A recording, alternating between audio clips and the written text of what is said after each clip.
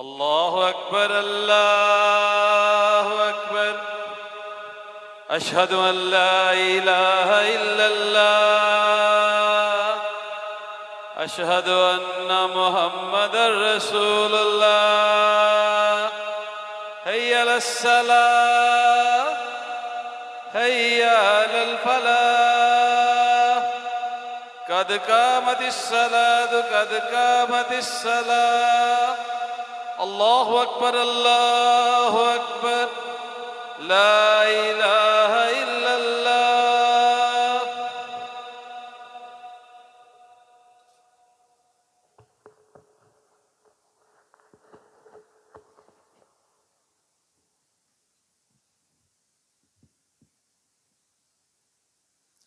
استووا استووا واعتدلوا أقيموا صفوفكم فإن تصفية الصفوف من تمام الصلاة. मिल जाएं बराबर हो जाएं पाँव से पाँव कंधे से कंधा अच्छी तरह मिला लें मोबाइल फ़ोन बंद कर लें। अल्लाह अकबर।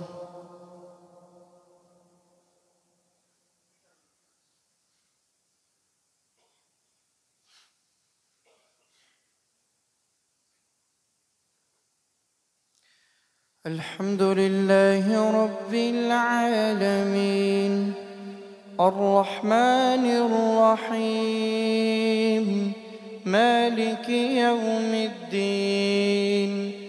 إياك نعبد وإياك نستعين. اهدنا الصراط المستقيم صراط الذين أنعمت عليهم غير المغضوب عليهم ولا الضالين آمين. والمحصنات من النساء إلا ما ملكت أيمانكم كتاب الله عليكم وأحل لكم ما وراء ذلكم أن تبتغوا بأموالكم محصنين غير مسافحين.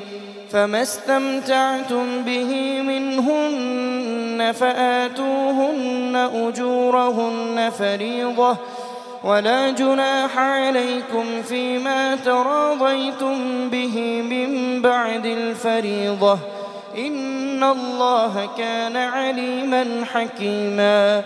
ومن لم يستطع منكم طولا أن ينكح المحصنات المؤمنات فمما ملكت أيمانكم من فتياتكم المؤمنات والله أعلم بإيمانكم بعضكم من بعض فانكحوهن بإذن أهلهن وآتوهن أجورهن بالمعروف محصنات غير مسافحات ولا متخذات أخدان.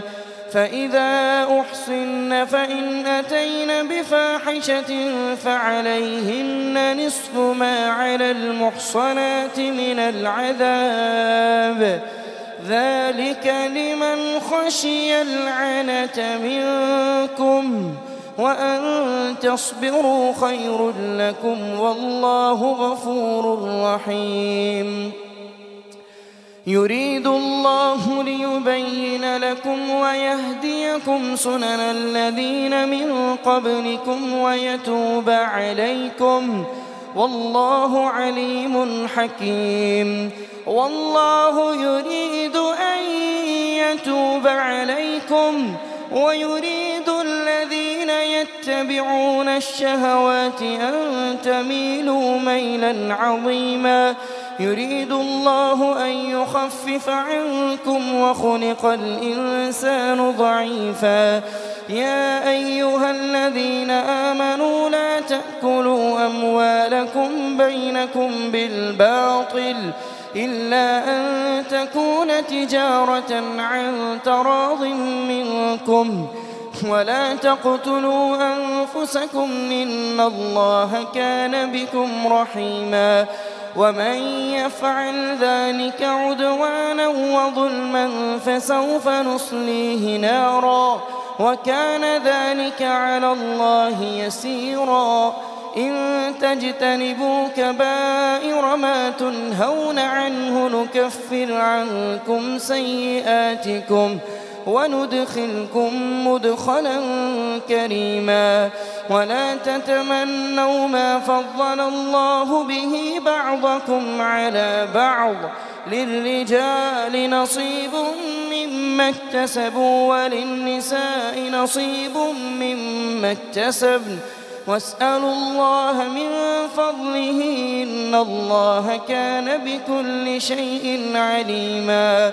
ولكل جعلنا موالي مما ترك الوالدان والأقربون والذين عقدت أيمانكم فآتوهم نصيبهم إن الله كان على كل شيء شهيدا. الله أكبر.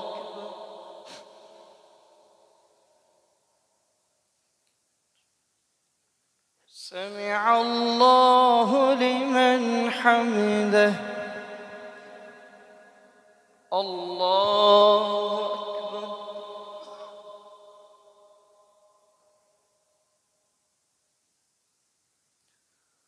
الله أكبر.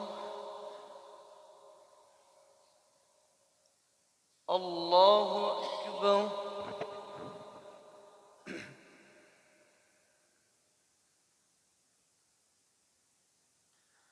الله أكبر.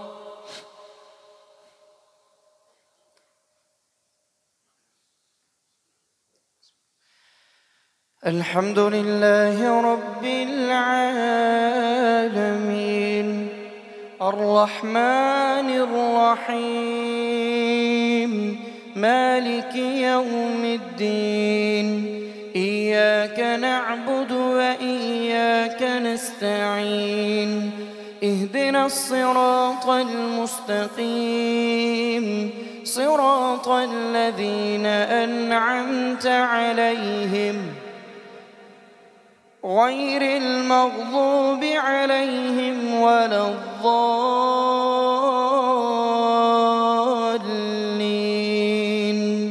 آمين. الرجال قوامون على النساء بما فضل الله بعضهم على بعض وبما أنفقوا من أموالهم فالصالحات قانتات حافظات للغيب بما حفظ الله واللاتي تخافون نشوزهن فعظوهن واهجروهن في المضاجع واضربوهن فإن أطعنكم فلا تبغوا عليهن سبيلا إن الله كان عليا كبيرا.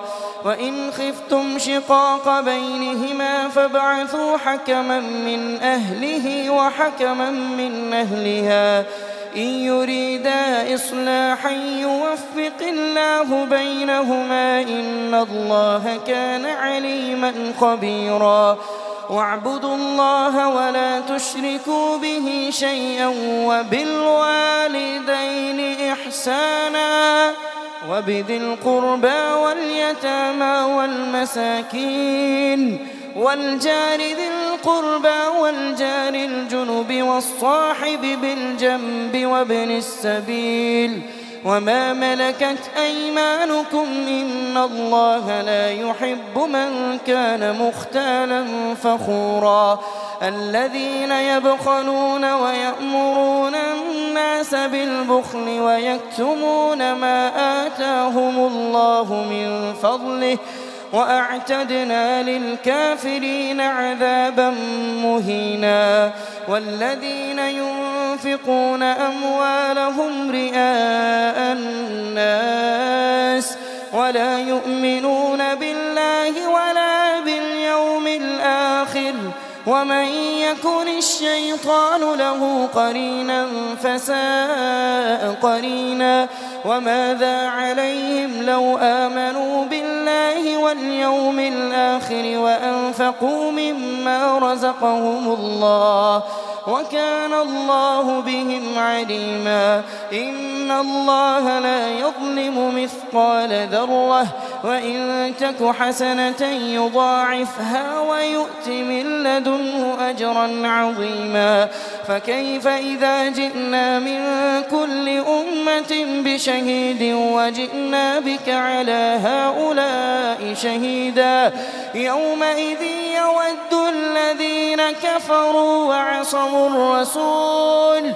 لو تسوى بهم الأرض ولا يكتمون الله حديثا يا أيها الذين آمنوا لا تقربوا الصلاة وأنتم سكارى حتى تعلموا ما تقولون ولا جنبا إلا عابري سبيل حتى تغتسلوا وإن كنتم مرضى أو على سفر أو جاء أحد منكم من الغائط أو لامستم النساء فلم تجدوا ماء فتيمموا صعيدا طيبا فامسحوا بوجوهكم وأيديكم إن الله كان عفوا غفورا ألم تر إلى الذين أوتوا نصيبا من الكتاب يشترون الضلالة ويريدون أن تضلوا السبيل والله أعلم بأعدائكم وكفى بالله وليا وكفى بالله نصيرا من الذين هادوا يحرفون الكلم عن مواضعه ويقولون سمعنا وعصينا واسمع غير مسمع وراعنا ليا بألسنتهم وطعنا في الدين ولو أنهم قالوا سمعنا وأطعنا واسمع وانظرنا لكان خيرا لهم وأقوم ولكن لعنهم الله بكفرهم فلا يؤمنون إلا قليلا يا أيها الذين أوتوا الكتاب آمنوا بما نزلنا مصدقا لما معكم من قبل أن نطمس وجوها فنردها على أدبارها أو نلعنهم كما لعنا أصحاب السبت وكان أمر الله مفعولا الله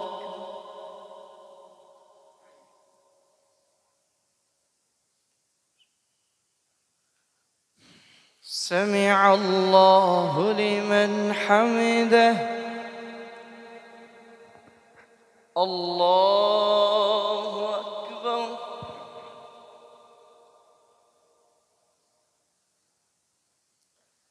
الله أكبر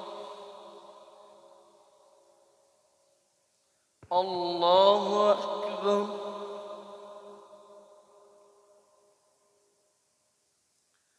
الله أكبر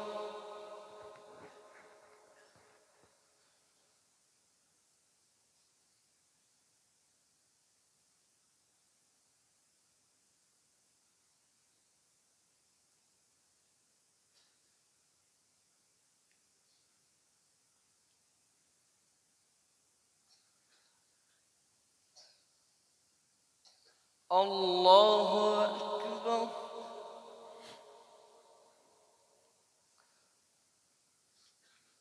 بسم الله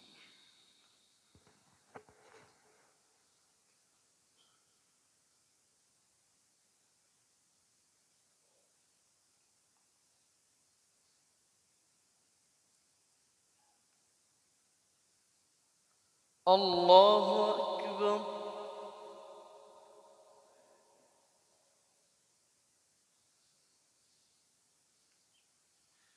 سمع الله لمن حمده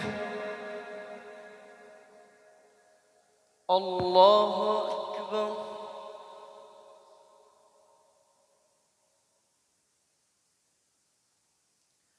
الله أكبر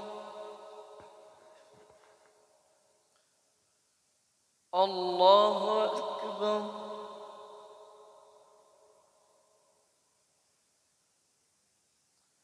الله أكبر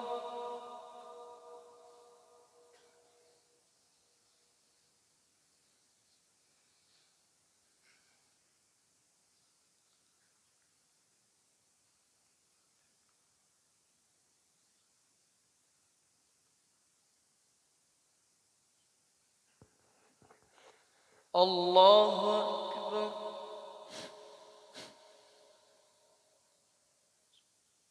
سمع الله لمن حمده الله أكبر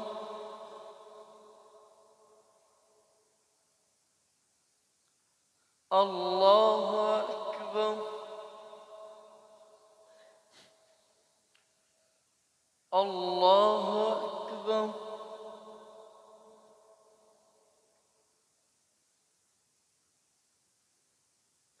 الله أكبر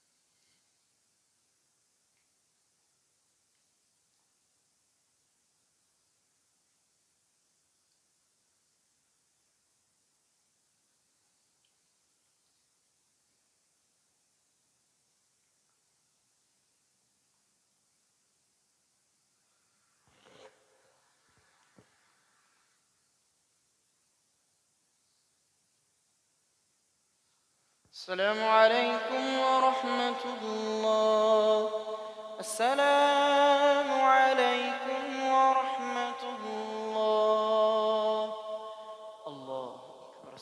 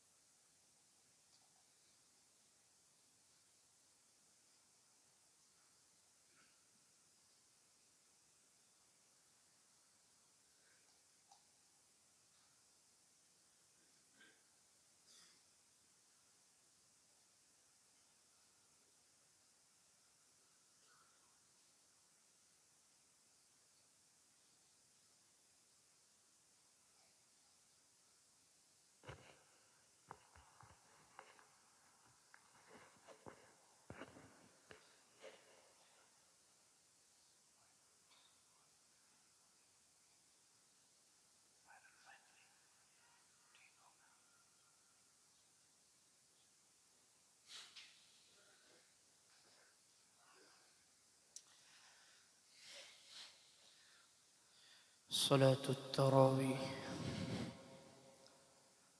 الله أكبر.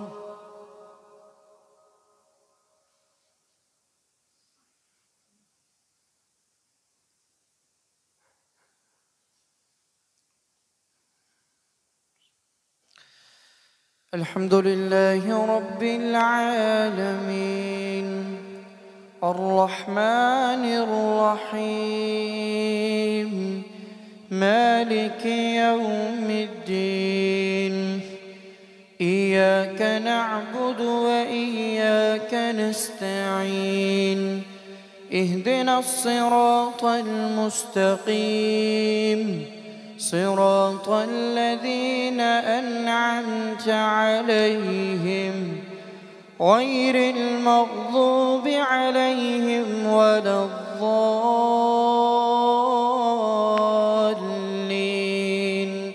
آمين.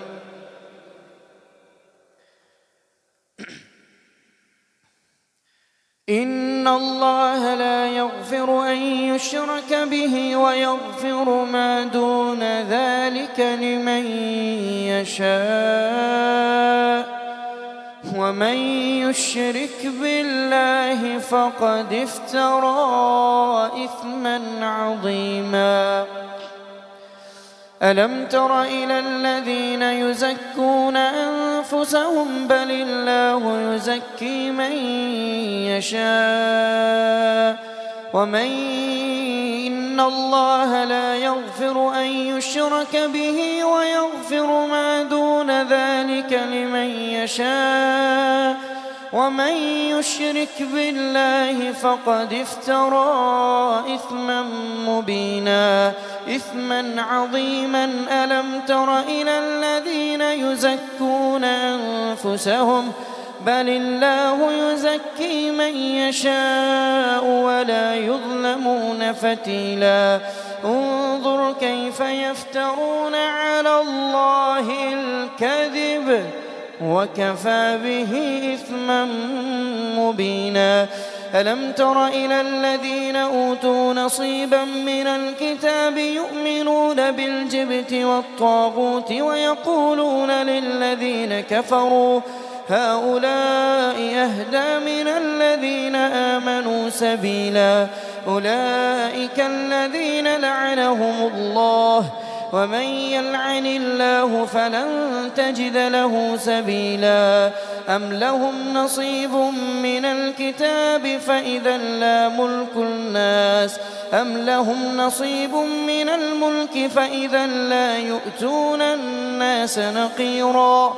أم يحسدون الناس على ما آتاهم الله من فضله فقد آتينا آل إبراهيم الكتاب والحكمة وآتيناهم ملكا عظيما.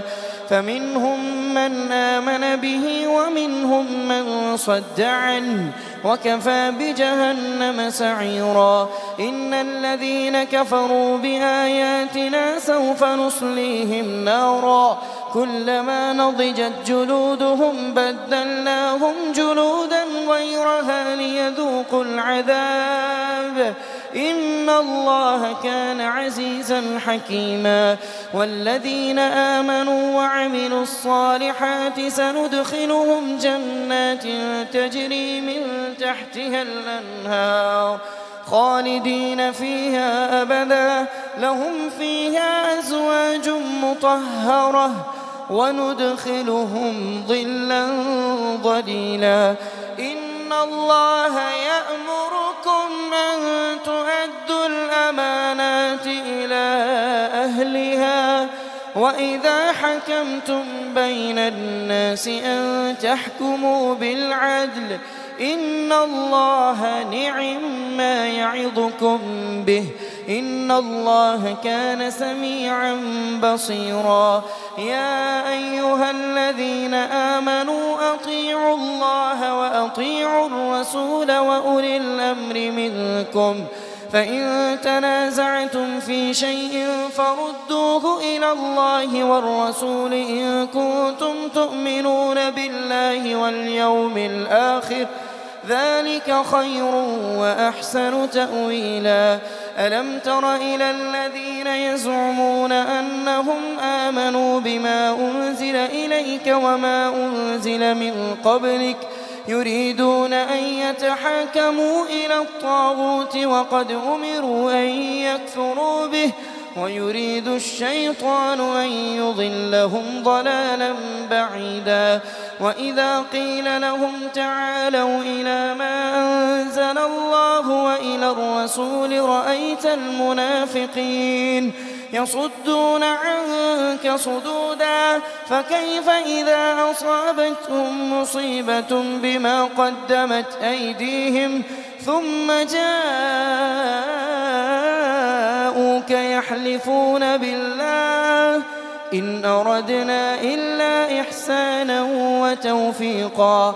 أولئك الذين يعلم الله ما في قلوبهم فأعرض عنهم وعظهم وقل لهم في أنفسهم قولا بليغا. وما أرسلنا من رسول إلا ليطاع بإذن الله ولو أنهم إذ ظلموا أنفسهم جاءوك فاستغفروا الله واستغفر لهم الرسول لوجدوا الله توابا رحيما. فلا وربك لا يؤمنون حتى يحكموك فيما شجر بينهم ثم لا يجدوا في أنفسهم حرجا مما قضيت ويسلموا تسليما.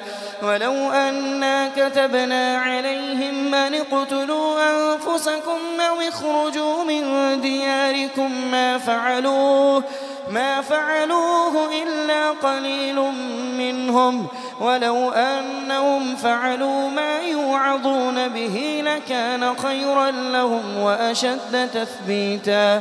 وإذا لآتيناهم من لدنا أجرا عظيما ولهديناهم صراطا مستقيما. ومن يطع الله والرسول فأولئك مع الذين أنعم الله عليهم من النبيين والصديقين والشهداء والصالحين وحسن أولئك رفيقا. ذلك الفضل من الله وكفى بالله عليما.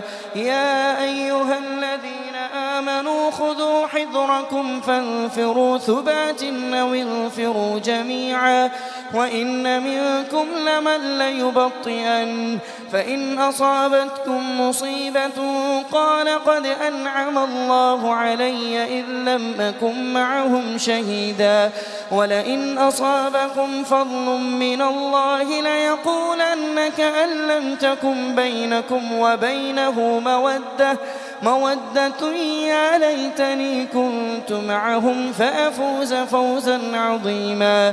فليقاتل في سبيل الله الذين يشرون الحياة الدنيا بالآخرة ومن يقاتل في سبيل الله فيقتل أو يغلب فسوف نؤتيه أجرا عظيما.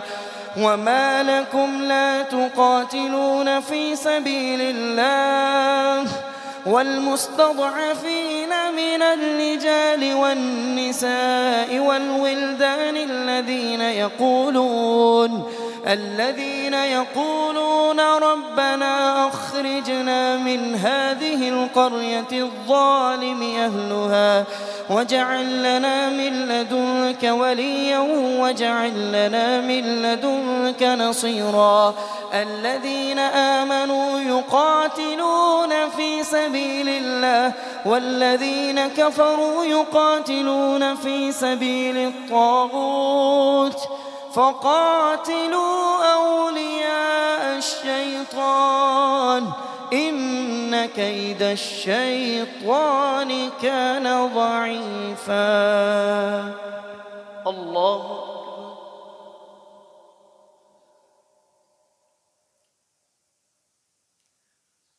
سمع الله لمن حمده. الله أكبر.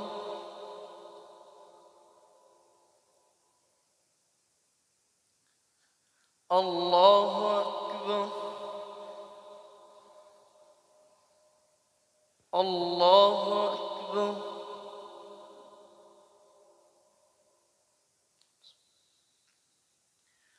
الله أكبر. بسم الله الرحمن الرحيم.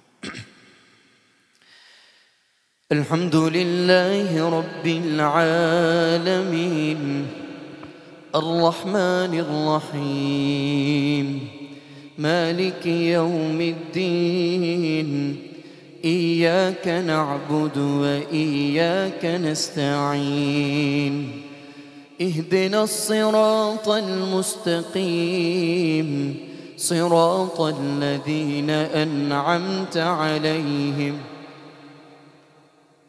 غير المغضوب عليهم ولا الضالين آمين. ألم تر إلى الذين قيل لهم كفوا أيديكم وأقيموا الصلاة وآتوا الزكاة فلما كتب عليهم القتال إذا فريق منهم يخشون الناس كخشية الله أو أشد خشية وقالوا ربنا لم كتبت علينا القتال لولا أخرتنا إلى أجل قريب قل متاع الدنيا قليل والآخرة خير لمن اتقى ولا تظلمون فتيلا أينما تكونوا يدرككم الموت ولو كنتم في بروج مشيدة وإن تصبهم حسنة يقولوا هذه من عند الله وإن تصبهم سيئة يقولوا هذه من عندك قل كل من عند الله فما لهؤلاء القوم لا يكادون يفقهون حديثا ما أصابك من حسنة فمن الله وما أصابك من سيئة فمن نفسك وأرسلناك للناس رسولا وكفى بالله شهيدا من يطع الرسول فقد أطاع الله ومن تولى فما أرسلناك عليهم حفيظا ويقولون طاعة فإذا برزوا من عندك بيت طائفة منهم غير الذي تقول والله يكتب ما يبيتون فأعرض عنهم وتوكل على الله وكفى بالله وكيلا أفلا يتدبرون القرآن ولو كان من عند غير الله لوجدوا فيه اختلافا كثيرا وإذا جاءهم أمر من الأمن أو الخوف أذاعوا به ولو ردوه إلى الرسول وإلى أولي الأمر منهم لعلمه الذين يستنبطونه منهم ولولا فضل الله عليكم ورحمته لاتبعتم الشيطان إلا قليلا فقاتل في سبيل الله لا تكلف إلا نفسك وحرض المؤمنين عسى الله أن يكف بأس الذين كفروا والله أشد بأسا وأشد تنكيلا من يشفع شفاعة حسنة يكن له نصيب منها ومن يشفع شفاعة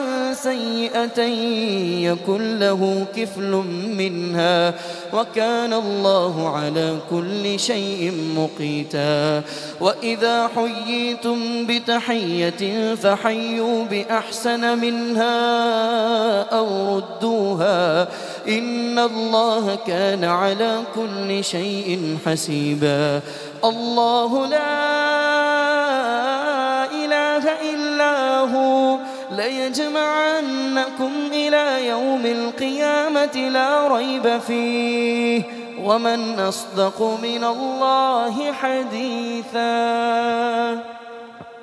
الله أكبر.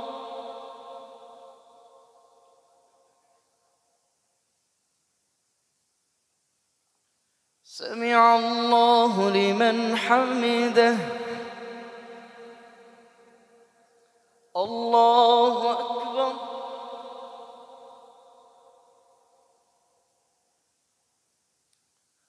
الله أكبر. الله أكبر.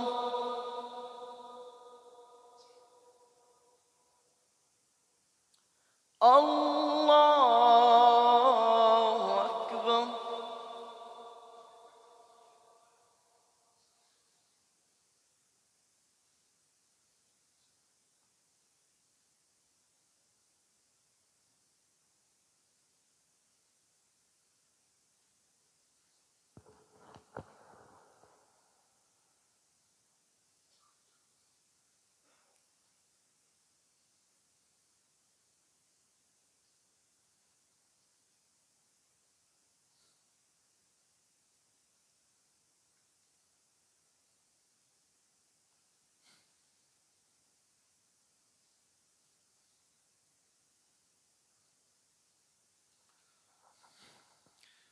السلام عليكم ورحمة الله.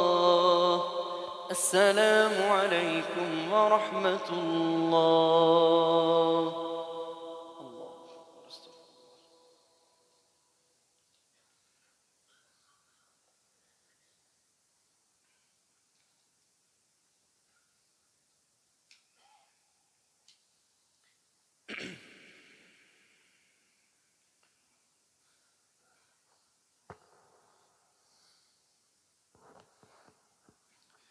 الله أكبر.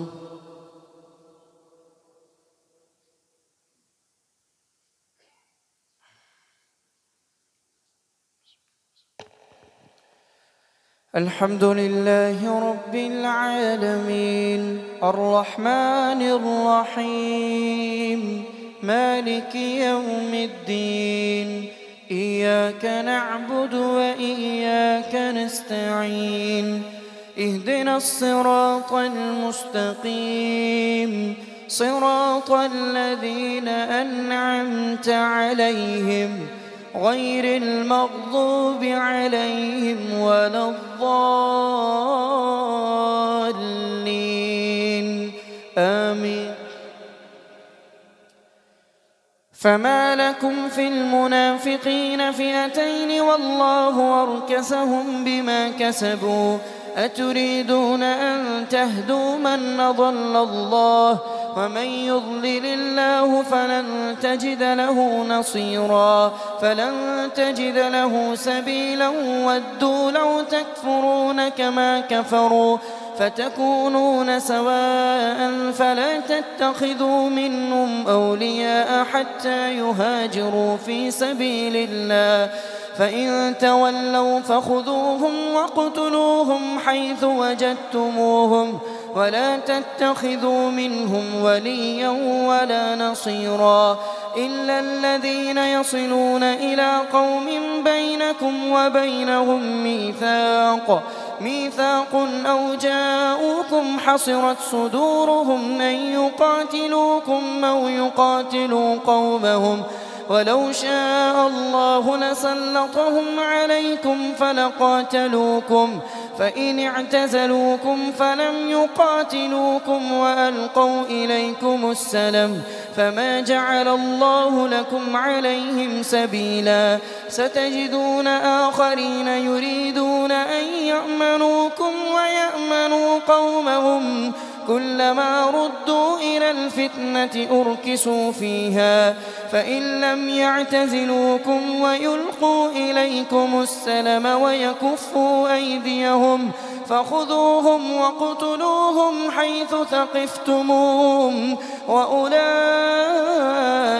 جعلنا لكم عليهم سلطانا مبينا وما كان لمؤمن أن يقتل مؤمنا إلا خطأ ومن قتل مؤمنا خطأ فتحرير رقبة مؤمنة ودية مسلمة إلى أهله إلا أن يصدقوا، فإن كان من قوم عدو لكم وهو مؤمن فتحرير رقبة مؤمنة، وإن كان من قوم بينكم وبينهم ميثاق فدية مسلمة إلى أهله وتحرير رقبة مؤمنة، فمن لم يجد فصيام شهرين متتابعين توبة من الله، وكان الله عليما حكيما.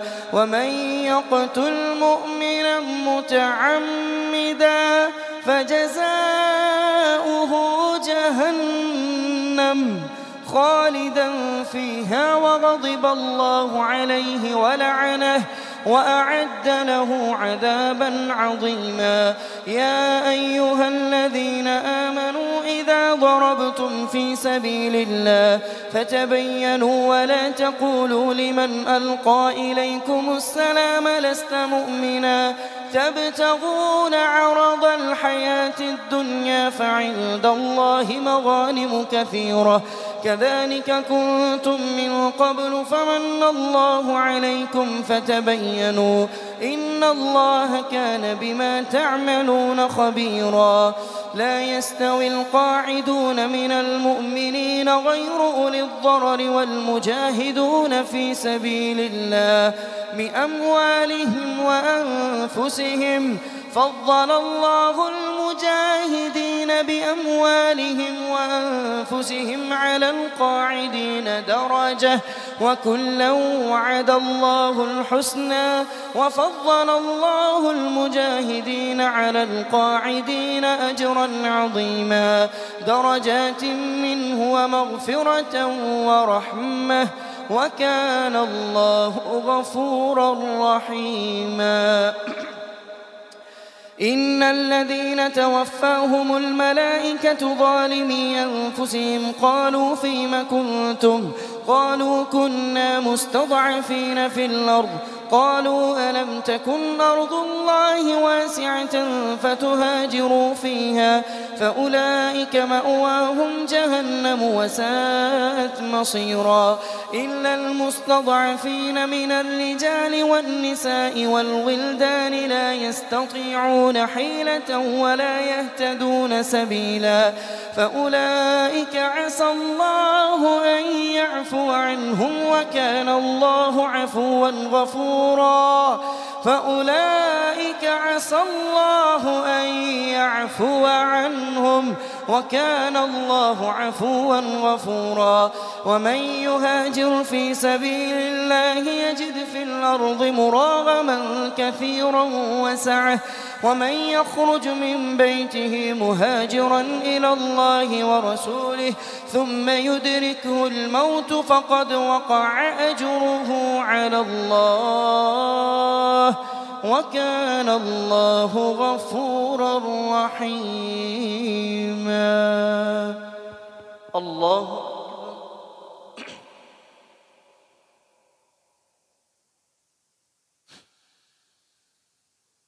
سمع الله لمن حمده. الله أكبر.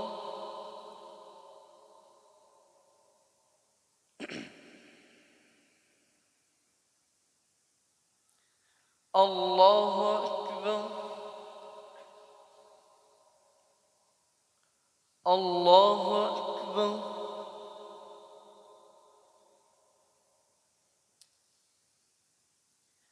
الله أكبر.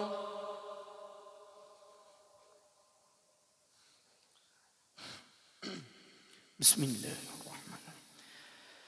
الحمد لله رب العالمين الرحمن الرحيم مالك يوم الدين إياك نعبد وإياك نستعين اهدنا الصراط المستقيم صراط الذين أنعمت عليهم غير المغضوب عليهم ولا الضالين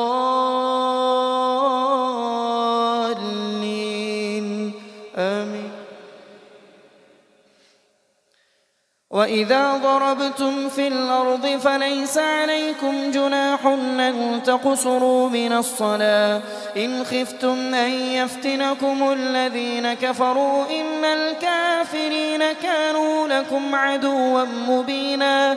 وإذا كنت فيهم فأقمت لهم الصلاة فلتقم طائفة منهم معك وليأخذوا أسلحتهم فإذا سجدوا فليكونوا من ورائكم ولتأت طائفة أخرى لم يصلوا فليصلوا معك وليأخذوا حذرهم وأسلحتهم ود الذين كفروا لو تغفلون عن أسلحتكم وأمتعتكم فلا يميلون عليكم ميلة واحدة ولا جناح عليكم إن كان بكم أذى من مطر أو كنتم مرضى أن تضعوا أسلحتكم وخذوا حذركم إن الله أعد للكافرين عذابا مهينا. فإذا قضيتم الصلاة فاذكروا الله قياما وقعودا وعلى جنوبكم فإذا اطمأننتم فأقيموا الصلاة إن الصلاة كانت على المؤمنين كتابا موقوتا. ولا تهنوا في ابتغاء القوم إن تكونوا تألمون فإنهم يألمون كما تألمون وترجون من الله ما لا يرجون وكان الله عليما حكيما. إنا أنزلنا إليك الكتاب بالحق لتحكم بين الناس بما أراك الله ولا تكن للخائنين خصيما واستغفر الله إن الله كان غفورا رحيما. ولا تجادل عن الذين يختانون أنفسهم إن الله لا يحب من كان خوانا نثيما. يستخفون من الناس ولا يستخفون من الله وهو معهم إذ يبيتون ما لا يرضى من القول وكان الله بما يعملون محيطا. ها أنتم هؤلاء جادلتم عنهم في الحياة الدنيا فمن يجادل الله عنهم يوم القيامة أم من يكون عليهم وكيلا. ومن يعمل سوءا أو يظلم نفسه ثم يستغفر الله يجد الله غفورا رحيما. ومن يكسب إثما فإنما يكسبه على نفسه وكان الله عليما حكيما. ومن يكسب خطيئة أو إثما ثم يرم به بريئا فقد احتمل بهتانا وإثما مبينا. الله أكبر.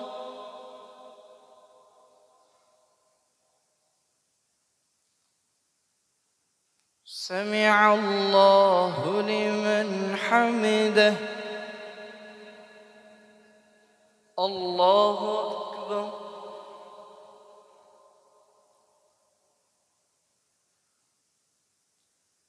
الله أكبر. الله أكبر.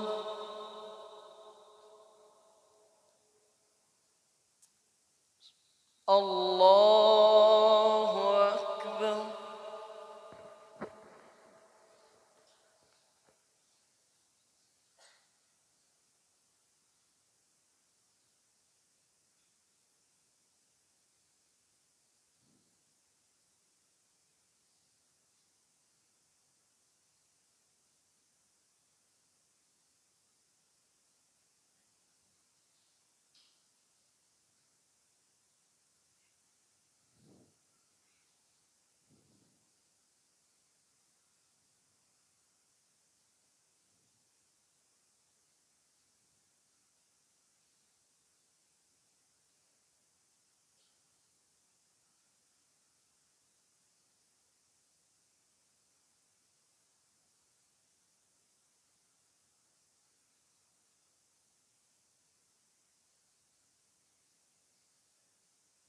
السلام عليكم ورحمة الله.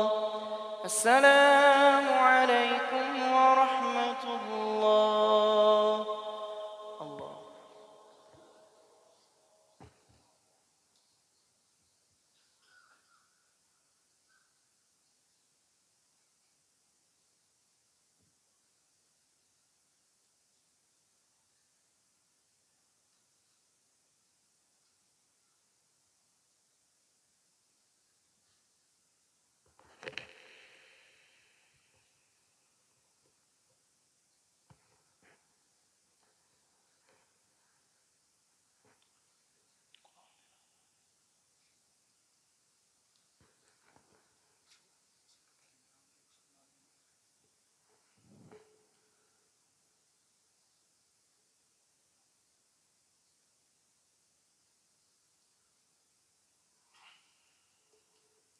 بسم اللہ والصلاة والسلام علی رسول اللہ، اما بعد۔ سورۃ آل عمران اور سورۃ البقرہ کے مضمون کا اگر کمپیریزن کیا جائے تو اس میں کچھ فرق اس طرح سے ہے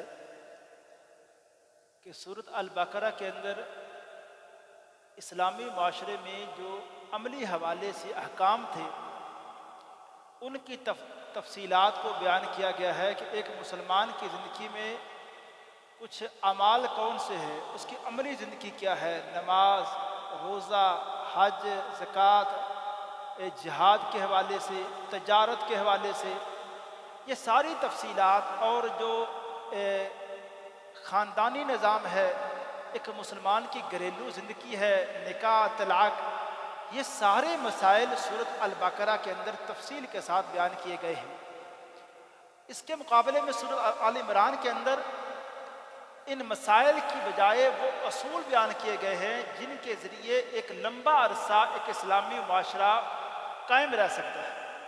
اس سورۃ آل عمران میں یہ اصول دیے گئے کہ مسلمانوں، آپ نے دعوت دین کا کام کرنا ہے، خیانت سے بچنا ہے، حق کو نہیں چھپانا، باطل کو ختم کرنا ہے۔ اور اسی طرح سے یہ اس سورت کے اندر ایک دوسرا فرق یہ ہے، سورۃ البقرہ کے اندر یہودیوں کے طرز عمل پر بہت زیادہ رد کیا گیا کہ اہل یہود نے ایک بچڑے کو ایک معبود بنا کے پیش کیا، اللہ تعالیٰ نے ان کے اس نظریے کا رد کیا۔ اس کے مقابلے میں سورۃ آل عمران میں عیسائیوں کے اس نقطہ نظر کا، جو انہوں نے کہا عیسیٰ علیہ السلام کو، مریم علیہ السلام کو انہوں نے رب کہا، اللہ نے اس سورت کے اندر ان کے اس نظریے کا رد کیا۔ اسی طرح جو سورۃ البقرہ ہے وہ کچھ زیادہ تر جو رد ہے، تنقید ہے، یہود کے اوپر ہے۔ آل عمران کے اندر زیادہ تر جو تنقید ہے وہ عیسائیوں کے اوپر ہے۔ اور اسی طرح اس سورت کے اندر ایک بڑا پیارا اصول جو سورۃ آل عمران کے شروع میں بیان کیا گیا، وہ یہ کہا گیا کہ لوگوں، اس قرآن کے اندر دو طرح کی آیات ہیں۔ ایک آیات محکمات ہیں۔ آیات محکمات وہ ہوتی ہیں جن کے اندر جو معنی بالکل اتنا کلیئر ہوتا ہے کہ اس میں دوسرے معنی ذہن میں آتا ہی نہیں۔ یعنی جب ہم کہتے ہیں نا اقیم الصلاۃ، نماز قائم کرو، اب اس آیت کا دوسرا کوئی معنی نہیں۔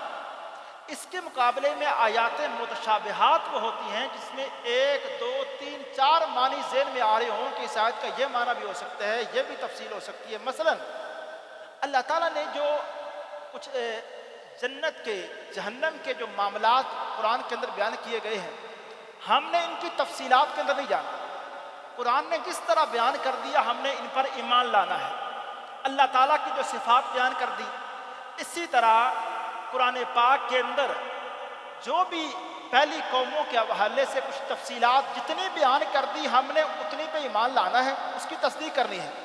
اور وہ تفصیلات جو قرآن کے اندر بیان نہیں کی گئی ہم نے ان کے پیچھے نہیں لگنا۔ مثلا اب لوگ اس بات کے پیچھے لگے رہیں گے کہ آدم علیہ السلام نے جو درخت کھایا تھا وہ کون سا تھا، ہاں جی، اب وہ جو اصحاب کہف کے نوجوان ان کی تعداد کیا تھی، ان کا کتا جنت میں جائے گا نہیں جائے گا، یہ تفصیلات قرآن میں نہیں بیان کی گئی، ہم ان کے پیچھے نہیں لگیں گے۔ ہم نے کیا کرنا ہے کہ جو قرآن نے جو مضمون اس حوالے سے بیان کر دیا ہم نے اس کی تصدیق کرنی ہے، اس کو مکمل من و عن تسلیم کرنا ہے۔ اور یہ بات اللہ تعالیٰ نے سورۃ البقرہ کے شروع میں کہہ دی تھی کہ اس کتاب کے اندر ایسی باتیں آئیں گی جن کو کچھ جو مومن لوگ ہیں ان کو پڑھنے کے فوراً بعد بغیر کسی تفصیل کو جانے وہ کہیں گے ہم ان پر ایمان لاتے ہیں، یؤمنون بالغیب، وہ غیب کے ان معاملات پر مکمل ایمان رکھیں گے۔ تو اللہ تعالیٰ نے سورۃ آل عمران کے شروع میں کہا جو ایمان والے لوگ ہیں، علم کے اندر راسخون فی العلم، علم کے اندر مضبوط لوگوں کا طرز عمل یہ ہے کہ وہ اس طرح کی محکم آیتیں جن میں ہم نے عملی احکامات سیکھنے ہیں، نماز کے بارے میں آیات، جو زکوٰۃ کے بارے میں آیات، روزے کے بارے میں وہ مسائل، تجارت حلال و حرام کے وہ مسائل جو قرآن نے وضاحت سے بیان کر دی۔ جو اصل علم میں مضبوط لوگ ہیں وہ ان آیتوں کو لیتے ہیں، عملی زندگی میں جو ان سے ان کو میسج ملتا ہے، جو حکم ملتا ہے، وہ اس پر عمل کر کے اللہ تعالیٰ کو راضی کرتے ہیں۔ لیکن جن کے دلوں میں ٹیڑھ ہے، جو صحیح طور پہ ایمان لائے نہیں، وہ ان آیتوں پہ غور نہیں کرتے، وہ ان آیتوں میں مسائل تلاش کر کے عمل نہیں کرتے، بلکہ وہ ایسی باتوں کی بحثوں کے اندر پڑے رہیں گے، اصحاب کہف کا کتا جنت میں جائے گا نہیں جائے گا، آدم علیہ السلام نے پھل کون سا کھایا تھا، وہ سارے مسائل، اس طرح کے معاملات جن کی تفصیل جاننا ہمارے لیے ضروری نہیں ہے۔ تو ایک اصول یہ سورۃ آل عمران کے اندر یہ بیان کیا گیا، اور دوسرا ایک واقعہ مریم علیہ السلام کا بیان کیا گیا، اس سے ہمیں ایک بڑا میسج ملتا ہے۔ اللہ تعالیٰ فرماتے ہیں جب زکریا علیہ السلام نے مریم کو دیکھا کہ وہ کمرے کے اندر ان کے سامنے پھل پیش کیے گئے ہیں، بند کمرہ ہے، وہاں پھل آنے کے ذرائع کوئی نہیں ہے، دیکھا کہ ان کے سامنے پھل پڑے ہیں جس پھل کا موسم بھی نہیں ہے، تو کہا اے مریم یہ جو انا لکی ھذا، یہ پھل آپ کے پاس کہاں سے آئے؟ انہوں نے کیا کہا، دیکھیں نا کوئی ہمارے جیسا بندہ ہوتا ہے وہ کہتا جی میں اسی نیک ہی بڑے ہیں، اسی نیک ہی بڑے ہیں، نمازیں بڑی، ساڈا اللہ نہ تعلق ہی بڑا گہرا ہے، ہاں جی۔ انہوں نے اپنی کوئی بڑائی نہیں بیان کی، کیا کہا؟ انہوں نے کہا ہو من عند اللہ، یہ سب کچھ اللہ کی طرف سے، اللہ کی طرف سے ہے۔ اب انہوں نے ساتھ ہی کہا میرا رب جو ہے وہ بے حساب لوگوں کو رزق دیتا ہے۔ جب زکریا نے دیکھا کہ اس مریم کے سامنے بے موسم پھل پڑے ہیں تو قرآن کیا کہتا ہے فوراً اگلی آیت میں، ہنالک دعا زکریا ربہ، اسی جگہ کھڑے ہو کے زکریا نے اپنے رب سے دعا کی۔ کیا دعا کی؟ کہا اللہ رب حب لی من لدنک ذریۃ طیبہ، بڑھاپا آ گیا تھا، بڑھاپا، ان کے بال سفید ہو گئے تھے، تو زکریا نے کہا اللہ اگر مریم کو بے موسم پھل دے سکتا ہے تو اللہ تو مجھے بے موسمی اولاد کیوں نہیں دے سکتا؟ تو زکریا علیہ السلام نے اس وقت اللہ کے سامنے کھڑے ہو کے، اس سے ہمیں میسج کیا ملتا ہے؟ اگر اللہ تعالیٰ کی کوئی ایسی عجیب قدرت جو حیران کر دینے والی ہو وہ ہم دیکھیں تو وہاں کھڑے ہو کے اپنے لیے کوئی دعا کریں۔ تو اسی طرح سورۃ آل عمران کے اندر 2 آیتوں کا صرف میں ایک ترجمہ آپ کے سامنے رکھتا ہوں کہ اس سورت کے اندر اللہ تعالیٰ نے کچھ لوگوں کو جھنجھوڑا ہے۔ کیسے جھنجھوڑا ہے؟ اللہ تعالیٰ ایک جگہ فرماتے ہیں ایک دن آنے والا ہے یوم تجد کل نفس ما عملت من خیر محضرا، کہ ایک دن آنے والا ہے لوگوں کے سامنے ان کے سارے اعمال کو حاضر کیا جائے گا، اور جو کچھ انہوں نے برا کیا جو اچھا کیا سب کچھ پیش کیا جائے گا، لیکن جو برا کیا جب انسان کے سامنے ایسے کتاب اس کا اعمال نامہ کھل جائے گا جس میں ساری اس کی برائیاں ساری بدعمالیاں کھل کے سامنے آ جائیں گی، تو اس دن انسان پتہ کیا کہے گا؟ اللہ فرماتے ہیں تود لو ان بینہا و بینہ امدا بعیدا، اس دن وہ کہے گا کاش میرے ان بدعمالیوں کے درمیان ایک ایسی دور کی دیوار حائل ہو جائے کہ میری ان برائیوں کے میں قریب آؤں ہی نہ، اللہ مجھے ان برائیوں کی وجہ سے پکڑے ہی نہ، کاش یہ برائیاں میرے سے دور ہٹ جائیں، اس دن انسان کہے گا۔ اور اسی طرح اس آیت میں 3 سپارے کی جو آخری آیت اس کا صرف ترجمہ آپ سن لیں، اللہ تعالیٰ فرماتے ہیں کفار آئیں گے، وہ لوگ جس حالت میں فوت ہوئے وہ کافر رہے، اللہ پر ایمان نہیں لا سکے، اللہ فرماتے ہیں فَلَن يُقْبَلَ مِنْ أَحَدِهِمْ مِلْءُ الْأَرْضِ ذَهَبًا، اگر روز قیامت آسمان زمین کو بھر کے سونا لے کے آ جائیں اور اپنی بدعمالیوں کے بدلے میں کہیں اللہ ہمیں معافی دے دے، یہ سونا ہم سے لے لے، اللہ فرماتے ہیں ان سے کوئی فدیہ कोई इस तरह के ये सोना कबूल करके हम उनको माफ़ नहीं करेंगे, बल्कि जिसने जो बादामालियाँ की हैं उनकी पूरी पूरी सज़ा और पूरी पूरी जज़ा उनको वहाँ उस अदालत में दी जाएगी। सलाम।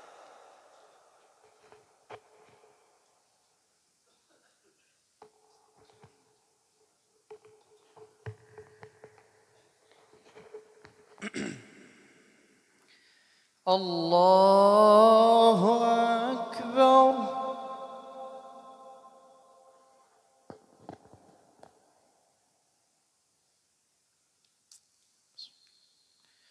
अल्हम्दुलिल्लाह रब्बिल आलमीन अर्रहमानिर रहीम मालिकि यौमिद्दीन इय्याक नअबुदु व इय्याक नस्तईन इहदिनस सिरातल मुस्तकीम सिरातल लज़ीना अन्अमता अलैहिम गैरिल मग़्दूबि अलैहिम वलद्दाल्लीन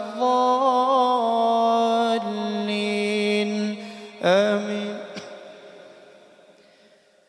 ولولا فضل الله عليك ورحمته لهمت طائفة منهم أن يضلوك وما يضلون إلا أنفسهم وما يضرونك من شيء وأنزل الله عليك الكتاب والحكمة وعلمك ما لم تكن تعلم وكان فضل الله عليك عظيما. لا خير في كثير من نجواهم إلا من أمر بصدقة أو معروف أو إصلاح بين الناس ومن يفعل ذلك ابتغاء مرضات الله فسوف نؤتيه أجرا عظيما. ومن يشاقق الرسول من بعد ما تبين له الهدى ويتبع غير سبيل المؤمنين نوله ما تولى ونصله جهنم وساءت مصيرا. إن الله لا يغفر أن يشرك به ويغفر ما دون ذلك لمن يشاء ومن يشرك بالله فقد ضل ضلالا بعيدا.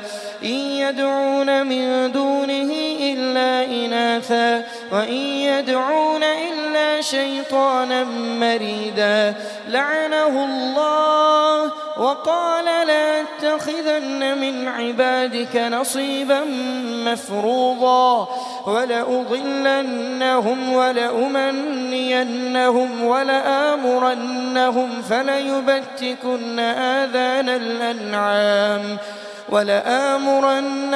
فليغيرن خلق الله ومن يتخذ الشيطان وليا من دون الله فقد خسر خسرانا مبينا. يعدهم ويمنيهم وما يعدهم الشيطان إلا غرورا. أولئك مأواهم جهنم ولا يجدون عنها محيصا. والذين آمنوا وعملوا الصالحات سندخلهم جنات تجري من تحتها الأنهار خالدين فيها أبدا وعد الله حقا ومن أصدق من الله قيلا. ليس بأمانيكم ولا أماني أهل الكتاب من يعمل سوءا يجز به ولا يجد له من دون الله وليا ولا نصيرا. ومن يعمل من الصالحات من ذكر أو أنثى وهو مؤمن فأولئك يدخلون الجنة ولا يظلمون نقيرا. ومن أحسن دينا ممن أسلم وجهه لله وهو محسن واتبع ملة إبراهيم حنيفا واتخذ الله إبراهيم خليلا. ولله ما في السماوات وما في الأرض وكان الله بكل شيء محيطا. الله أكبر.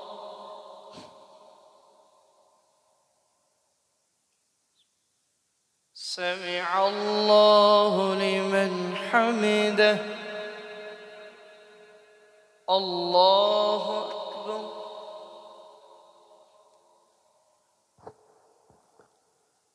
الله أكبر. الله أكبر.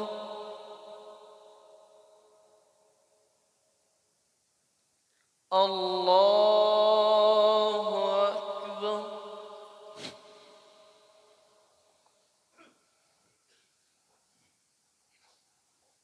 بسم الله الحمد لله رب العالمين الرحمن الرحيم مالك يوم الدين إياك نعبد وإياك نستعين اهدنا الصراط المستقيم صراط الذين أنعمت عليهم غير المغضوب عليهم ولا الضالين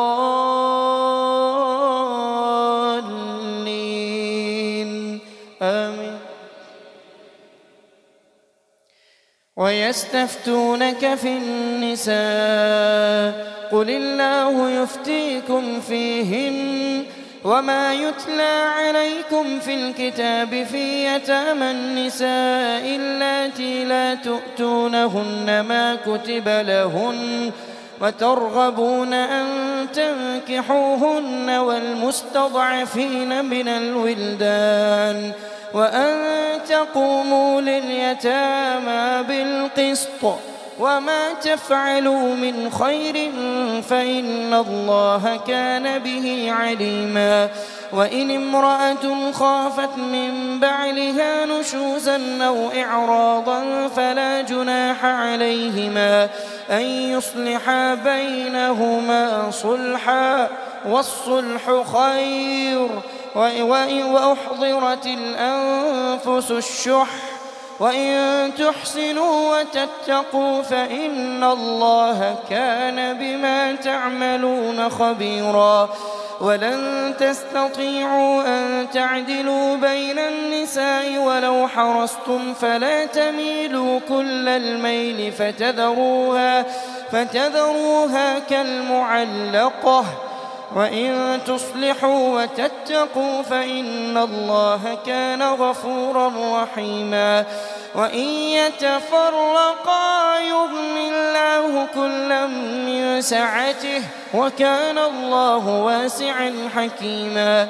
ولله ما في السماوات وما في الأرض ولقد وصينا الذين أوتوا الكتاب من قبلكم وإياكم أن اتقوا الله وإن تكفروا فإن لله ما في السماوات وما في الأرض وكان الله غنيا حميدا. ولله ما في السماوات وما في الأرض وكفى بالله وكيلا.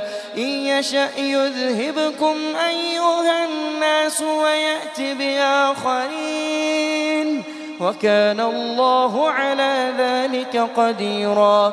من كان يريد ثواب الدنيا فعند الله ثواب الدنيا والآخرة وكان الله سميعا بصيرا.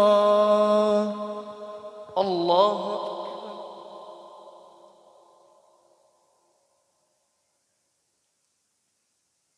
سمع الله لمن حمده. الله أكبر.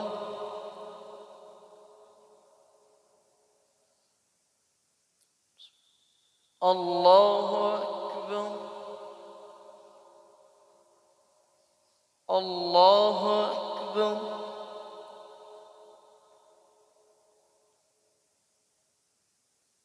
الله أكبر.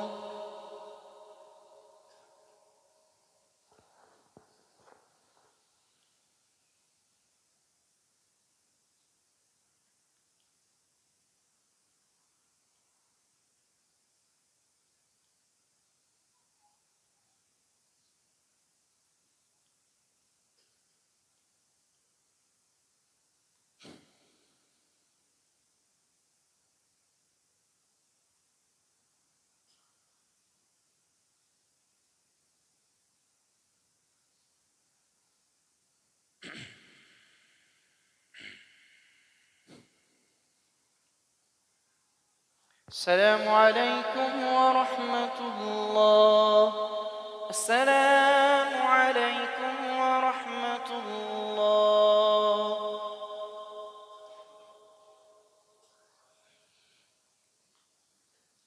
الله أكبر.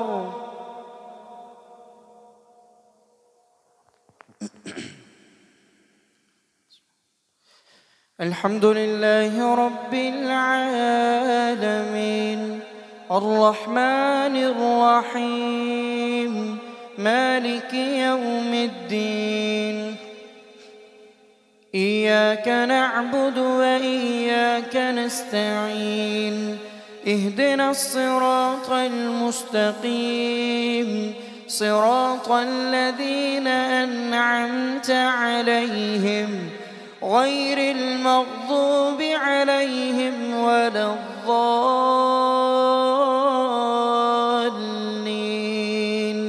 آمين. يا أيها الذين آمنوا كونوا قوامين بالقسط شهداء لله ولو على أنفسكم أو الوالدين والأقربين إن يكن غنيا أو فقيرا فالله أولى بهما فلا تتبعوا الهوى أن تعدلوا وإن تلووا أو تعرضوا فإن الله كان بما تعملون خبيرا. يا أيها الذين آمنوا بالله ورسوله والكتاب الذي نزل على رسوله والكتاب الذي أنزل من قبل ومن يكفر بالله وملائكته وكتبه ورسله واليوم الآخر فقد ضل ضلالا بعيدا. إن الذين آمنوا ثم كفروا ثم آمنوا ثم كفروا ثم ازدادوا كفرا لم يكن الله ليغفر لهم ولا ليهديهم سبيلا.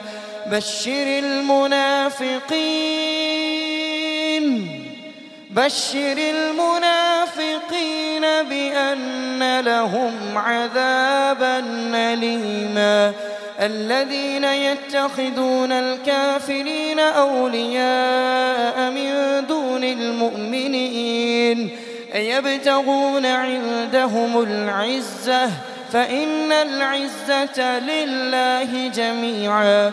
وقد نزل عليكم في الكتاب أن إذا سمعتم آيات الله يكفر بها ويستهزأ بها فلا تقعدوا معهم حتى يخوضوا في حديث غيره إنكم إذا مثلهم إن الله جامع المنافقين والكافرين في جهنم جميعا.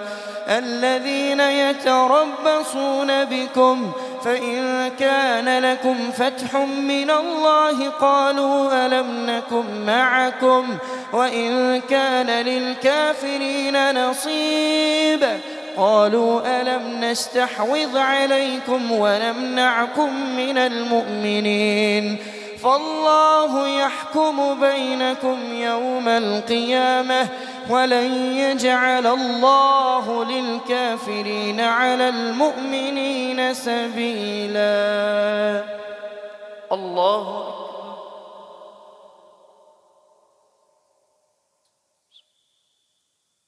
سمع الله لمن حمده. الله أكبر.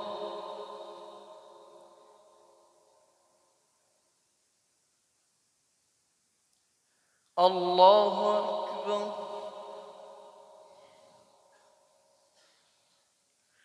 الله أكبر.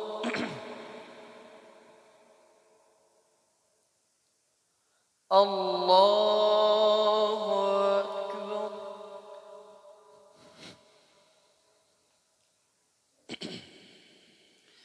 الحمد لله رب العالمين الرحمن الرحيم مالك يوم الدين إياك نعبد وإياك نستعين اهدنا الصراط المستقيم صراط الذين أنعمت عليهم غير المغضوب عليهم ولا الضالين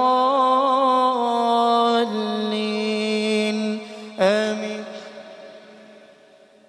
إن المنافقين يخادعون الله وهو خادعهم وإذا قاموا إلى الصلاة قاموا كسالى يراءون الناس ولا يذكرون الله إلا قليلا مذبذبين بين ذلك لا إله هؤلاء ولا إله هؤلاء ومن يضلل الله فلن تجد له سبيلا.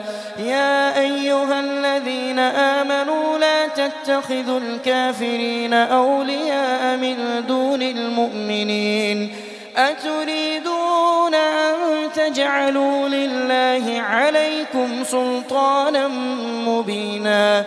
إن المنافقين في الدرك الأسفل من النار ولن تجد لهم نصيرا إلا الذين تابوا وأصلحوا واعتصموا بالله وأخلصوا دينهم لله فأولئك مع المؤمنين وسوف يؤتي الله المؤمنين أجرا عظيما. ما يفعل الله بعذابكم إن شكرتم وآمنتم وكان الله شاكرا عليما. الله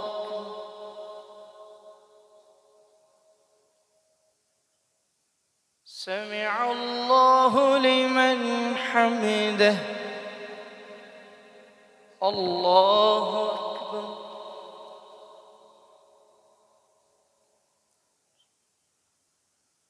الله أكبر.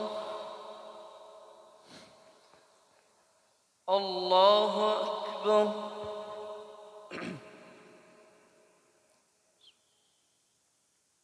الله أكبر.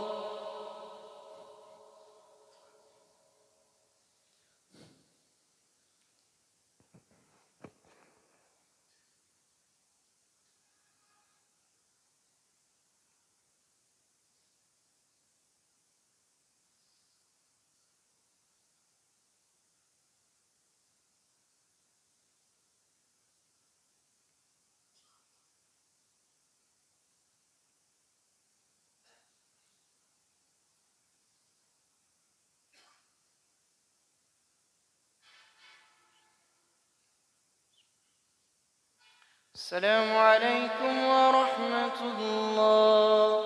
السلام عليكم ورحمة الله. صلاة الوتر.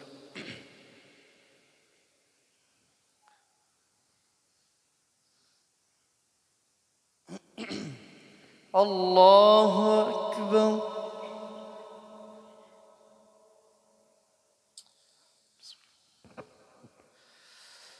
الحمد لله رب العالمين الرحمن الرحيم مالك يوم الدين إياك نعبد وإياك نستعين اهدنا الصراط المستقيم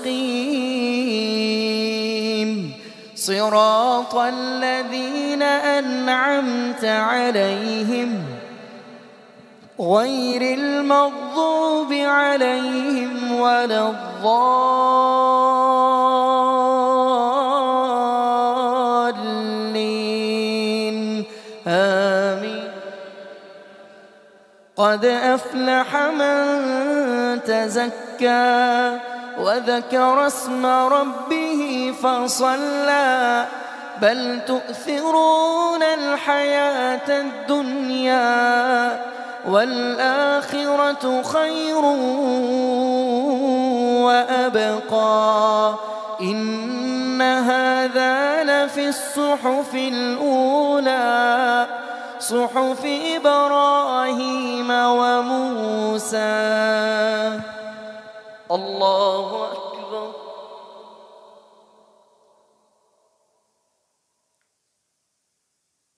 سمع الله لمن حمده. الله أكبر.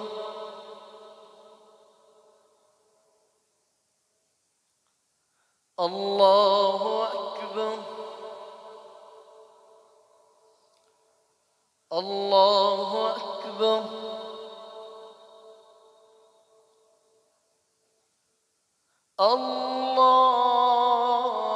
الله أكبر. الحمد لله رب العالمين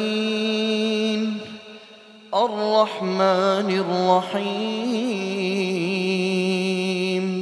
مالك يوم الدين إياك نعبد وإياك نستعين اهدنا الصراط المستقيم صراط الذين أنعمت عليهم غير المغضوب عليهم ولا الضالين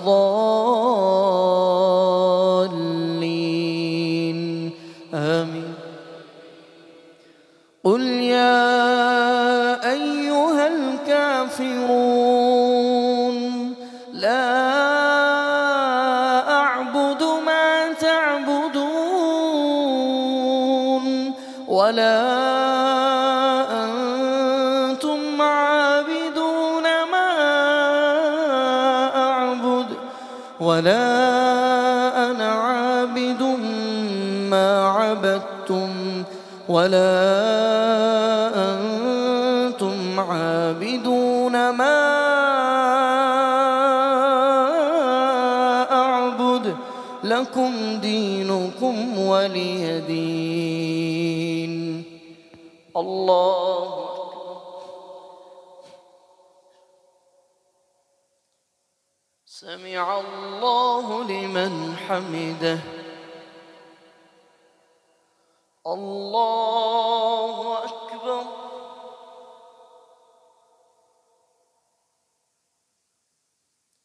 الله أكبر. الله أكبر.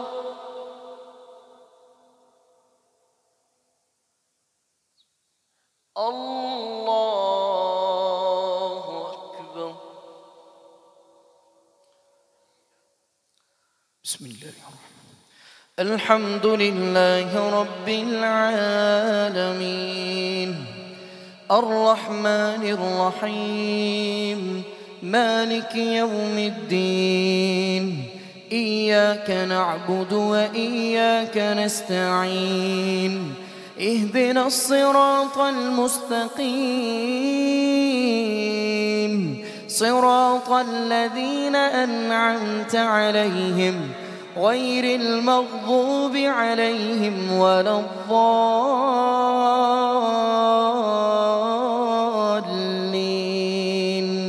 آمين. قل هو الله أحد الله الصمد لم يلد ولم يولد ولم يكن له كفوا أحد. الله أكبر.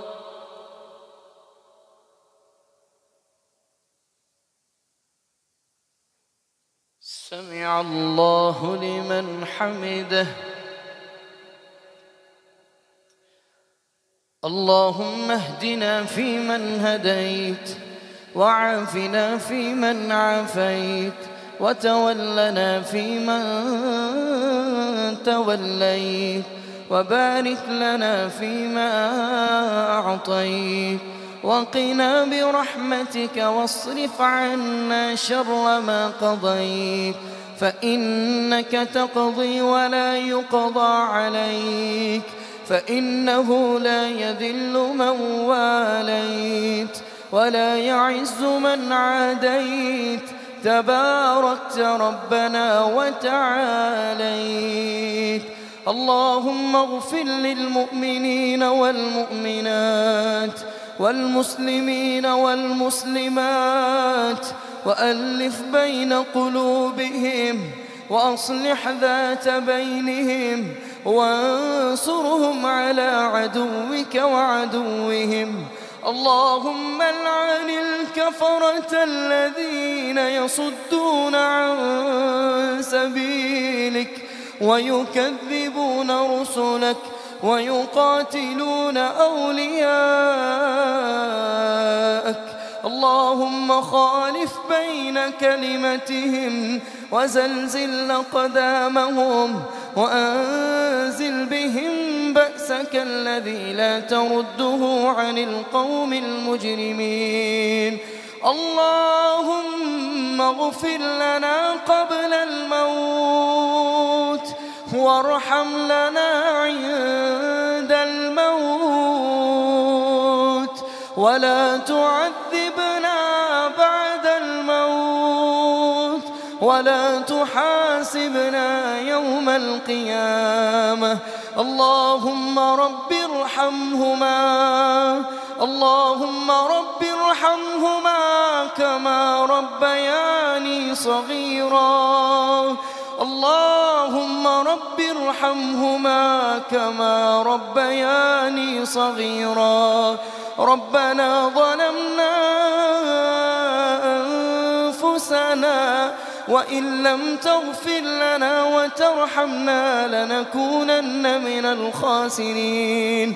اللهم اشف كل مريض اللهم اشف مرضانا ومرضى المسلمين يا شافي الأمراض اشف مرضانا ومرضى المسلمين. يا قاضي الحاجات اقض حاجاتنا وحاجات المسلمين.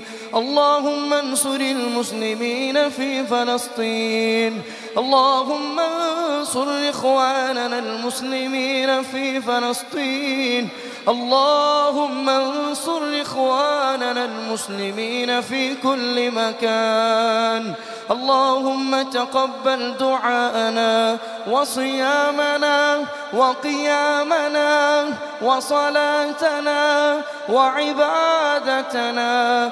وصلى الله تعالى على خير خلقه محمد وعلى آله وأصحابه أجمعين برحمتك يا أرحم الراحمين.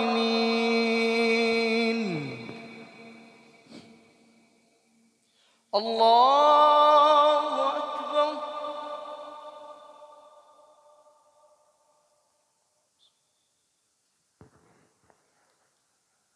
الله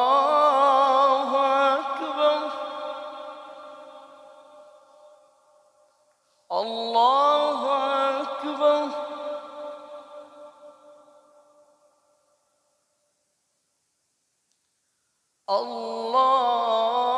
الله أكبر